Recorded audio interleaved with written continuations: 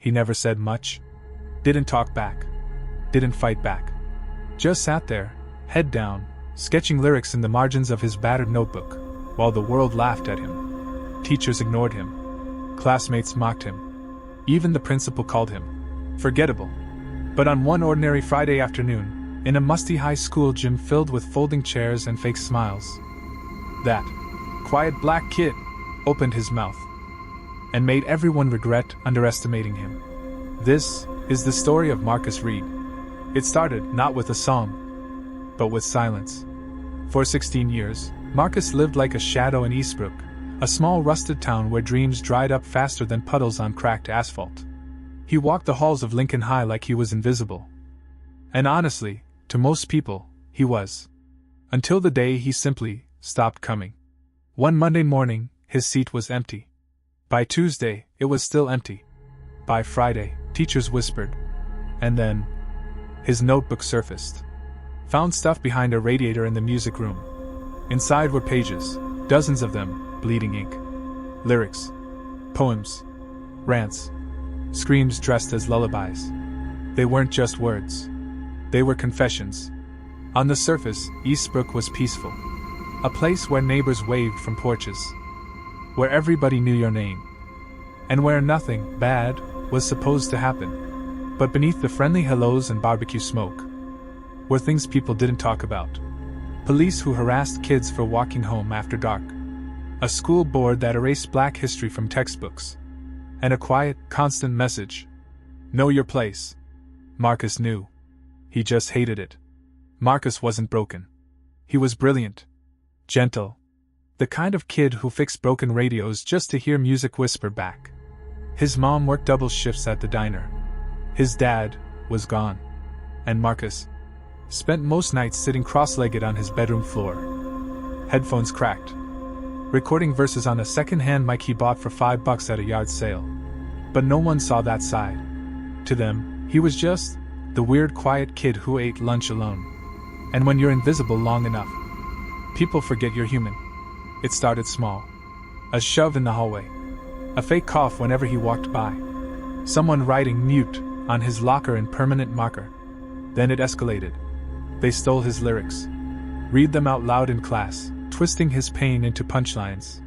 They said things like, "Bro thinks he's Tupac, but he can't even talk." Even the teachers chuckled. And Marcus just stared at his desk, hands shaking beneath the table. But something changed that day. His pen didn't stop. It started moving faster. Spring rolled around, and Lincoln High announced its annual talent show. Usually it was just tap dancers, bad magicians, and one kid doing a backflip. But this time, Marcus signed up. No one noticed. No one cared. Until the day of the show. The gym was buzzing. Parents in the bleachers. Judges pretending to be interested. And then, the host said his name. Next up, Marcus Reed. Laughter rippled through the crowd like static. And Marcus walked out with nothing but a microphone. At first, silence. He stood there, hood up, head low. The crowd snickered. Then, he spoke. "No," he rapped. And in 3 bars, the laughter died. Every word hit like a hammer. About poverty. About loss. About walking home past police lights and praying you make it through. His voice cracked, but it cut through. He told them what it felt like to be invisible. To scream in silence. To be mocked, while mourning. And when the beat dropped, he ripped off his hood, eyes blazing. The gym went still. What nobody knew was that Marcus almost didn't make it there. Because 2 weeks before the show, while everyone was laughing at him, Marcus tried to disappear, for real. Late one night, he left a note on his desk. A single line. "If nobody hears me, what's the point?" His mom found him sitting on the bridge. Silent. Shivering. She didn't yell. She just held him. And whispered, "If the world won't hear you, make it." He nodded. Wiped his eyes. And walked home, to finish his song. When Marcus finished his performance, there was no applause at first. Just silence. Then, like a crack of thunder, the gym exploded in cheers. People were crying. Teachers stood. Even the bullies stared, mouths open, clapping in slow, stunned rhythm. Marcus didn't smile. He just walked off stage, head high. He didn't win the trophy, but he won something far bigger. They finally saw him. Word spread fast. Clips of his performance hit social media. Within a week, it had millions of views. Interview requests, local radio, producers calling his mom's cracked old phone. Suddenly, the same kids who mocked him were begging for features. And the principal who called him forgettable was now calling him a testament to our school's excellence. Marcus didn't say much. He just kept writing, kept recording, kept walking through the halls like a storm in silence. But people moved out of his way now. One day, one of the bullies cornered him in the cafeteria. The same one who once tore his lyrics in half. He said, "Man, you really made it. Respect." Marcus looked him in the eye and said softly, "I was always made. You just never looked." Then he walked away. No mic drop. No roar. Just peace. See, this story isn't just about music. It's about survival. About how the world can crush your voice until you decide to rise louder than the noise. Marcus didn't change to fit them. He forced the world to face him as he was. And that is power. Today, Marcus tours across the country. Packed crowds chant his lyrics. Lights flash like lightning. But some nights, backstage, he still sits alone with his notebook. Head down, pen trembling. Because fame doesn't erase the silence you grew up in.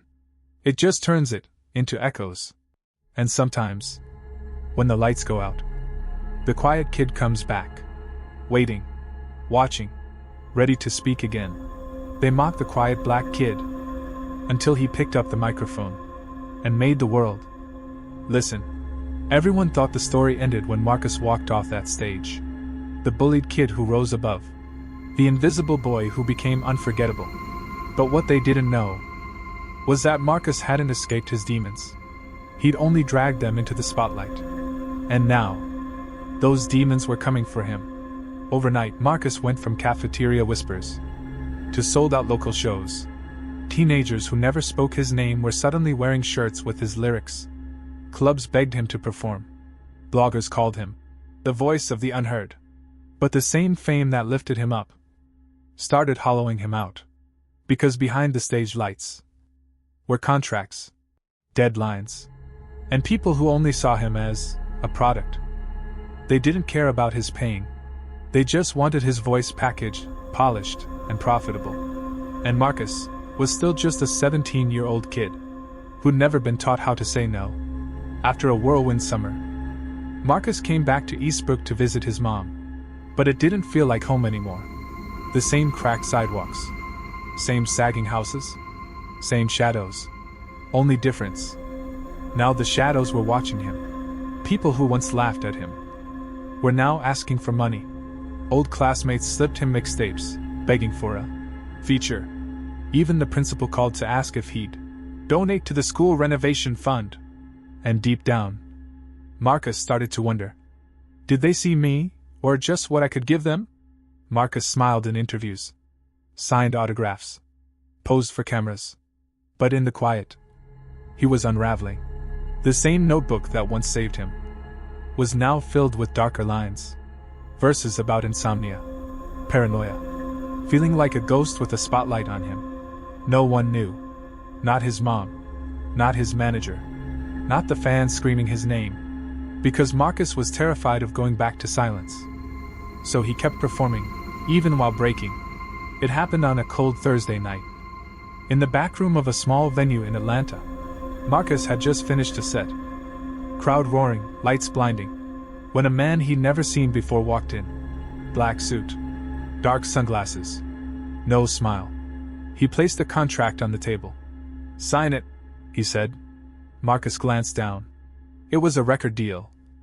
Worth more money than he'd ever imagined. But something about it felt wrong. The clauses.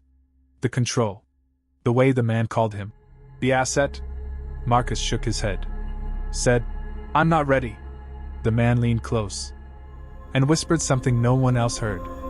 "You don't get to walk away now." That night, Marcus disappeared. His phone went dead. His social media went dark. And by morning, the news broke. Teen rap star missing after refusing record deal. Fans flooded timelines with theories. Some said he ran away. Others said he cracked under pressure. Police said nothing. His mom begged for answers, but got only silence. Just like before. For 2 weeks, Eastbrook turned into a search zone. Posters on every light pole. TV vans on every corner. Reporters digging into his past like vultures. But they weren't looking for Marcus the person. They were looking for Marcus the headline. They called him unstable, troubled, a fame-chasing dropout. No one remembered the boy who sat in silence just to survive. Until one clue surfaced. His notebook. Left behind in a motel room. The last page said, "They don't want my voice. They want my chains." Then, something shocking happened. An anonymous video leaked online. Grainy footage. Marcus, in a dim studio, arguing with the same man in the black suit. But here's the twist. That man wasn't a random executive. He was the former principal of Lincoln High. The same one who once called Marcus forgettable.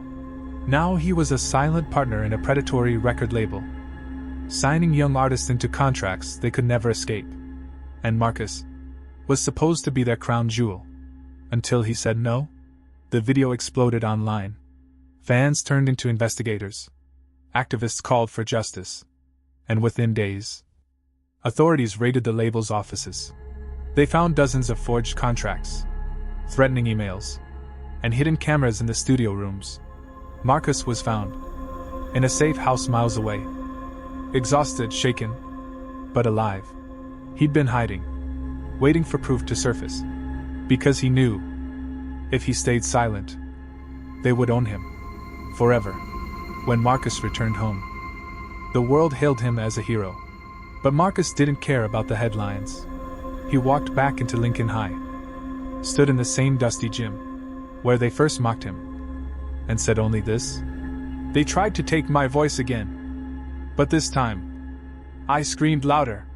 Marcus's story isn't just about music. It's about survival, again. About how success means nothing if you lose yourself to keep it.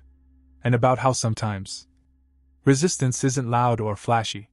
Sometimes it's just refusing to sign your soul away. Today, Marcus is free, writing new music, telling his truth on his own terms. But some nights, unmarked cars still idle outside his shows. Unknown numbers still call and hang up.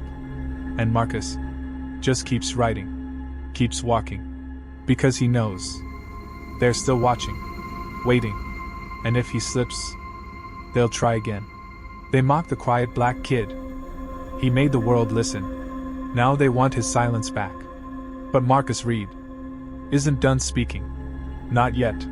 They thought Marcus would disappear. That after surviving, he'd stay quiet. But they forgot. Quiet doesn't mean weak. It means waiting, watching, and when the time's right, striking. Months after escaping, Marcus reemerged. Not with an album, but with evidence. Emails, hidden recordings, confidential contracts from other trapped artists. And he didn't send them to the police this time. He sent them to every journalist in the country. Within hours, headlines exploded. Predatory label under federal investigation. Former principal tied to exploitation ring. The same men who once mocked Marcus were now running from microphones. Marcus launched a nonprofit, Voices Unchained, helping young artists protect their rights. Before signing anything, the quiet kid they tried to erase is now teaching others how to be heard. And suddenly, thousands of teens are chanting his name. Not as a fan, but as a warning to the industry. We won't be silenced. They tried to own him. They failed.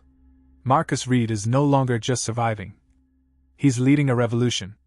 And if his voice inspired you tonight, if you believe every silent kid deserves to be heard, hit that like button. Subscribe for more. Because this fight is only just beginning.